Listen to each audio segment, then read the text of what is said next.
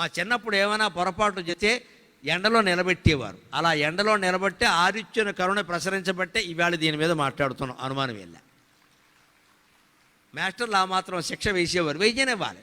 ఎండలో నిలబెట్టగానే కేసెట్టే కూడదు. మా పిల్లాన్ని ఎండలో నిలబడతారా, అందుకోసం మీకు ఫీజు కట్టామా, ఇదే మదం అంటే. మదం అంటే ఇదే గర్వం.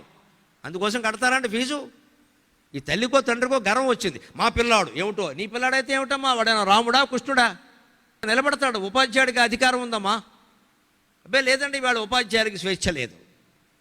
ఒక మాట అనడానికి వీల్లేదు, ఒక దెబ్బ వేయడానికి వీల్లేదు.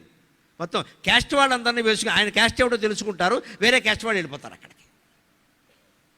అందుకని ఉపాధ్యాయులు మొత్తం నిర్వీర్యం అయ్యారమ్మా, మొత్తం నిర్వీర్యం అయిపోయారు. మనకెందుకని వదిలేశారండి.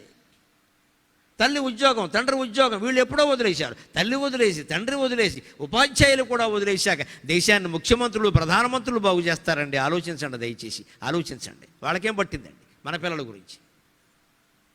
మనం శిక్షించే చోట శిక్షించాలి, రక్షించే చోట రక్షించాలి. ఉపాధ్యాయుని కూడా రక్షించమని చెప్పాలి, అవసరమైతే శిక్షించమని చెప్పాలి. ఆ హక్కు వారికి ఇవ్వాలి.